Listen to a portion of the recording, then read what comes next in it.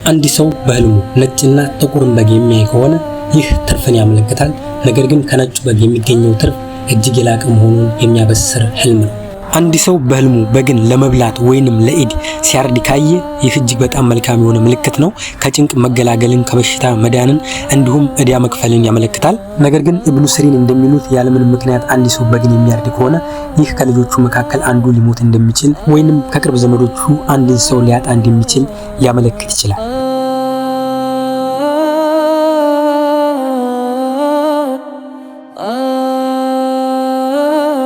አሰላሙ አለይኩም ወራህመቱላሂ ወበረካቱ። ውድ ቻናል ቤተሰቦች እንደምን አላችሁ? በያላችሁበት ያለ ሰላምና ዝነት በእናንተ ላይ ይሁን። በዛሬ ፕሮግራማችን የምናየው በግን በህልም ማየት ስለሚለው ይሆናል። በታላቁ የህልም ፈች በሙሐመድ ኢብኑ ሲሪን ረሂመሁላህ የህልም ፍቾች መሰረት እንግዲህ በግ ሀብትን፣ ደስታን፣ ልጆችን፣ ሚስትን እንዲሁም ታዛዥና የተከበሩ ሰዎችን ያመለክታል። የበግ መንጋን በህልም ማየት ይህ ቀጣይነት ያለው ደስታን እንዲሁም እያደገ ያለ ሀብትን ያመለክታል። የበግ መንጋ ባለቤት መሆን የንግድ ስራው እያደገ መሆኑን ያመለክታል። አንድ ሰው በህልሙ ነጭና ጥቁርን በግ የሚያይ ከሆነ ይህ ትርፍን ያመለክታል። ነገር ግን ከነጩ በግ የሚገኘው ትርፍ እጅግ የላቀ መሆኑን የሚያበስር ህልም ነው። እንዲሁም አንድ ሰው በህልሙ በግን ስጦታ ሲቀበል ካየ ይህ የፖለቲካ ሹመትን ወይንም በእውቀት ከፍተኛ ቦታ ላይ መድረስን ያመለክታል። እንዲሁም አንድ ሰው ሚስቱ እርጉዝ ከሆነችና በግን ስጦታ ሲሰጠው ካየ ሚስቱ ወንድ ልጅን እንደምትወልድ ያበስራል።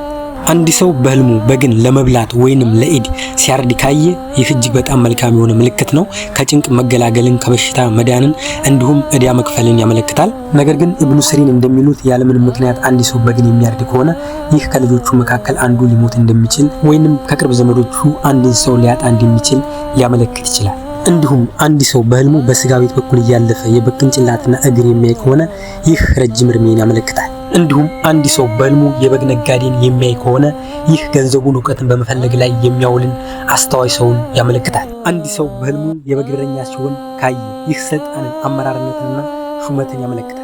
ውድ ወንድምና እህቶቼ የህልም ፍች እንደ ሰውየው አላሚና እንደ የግል ህይወቱ ይለያያል። ሙሐመድ ኢብኑ ሲሪን ረሂመሁላህም ህልም ሲፈቱ የግል ህይወታቸውን ተመስርተው ነበር።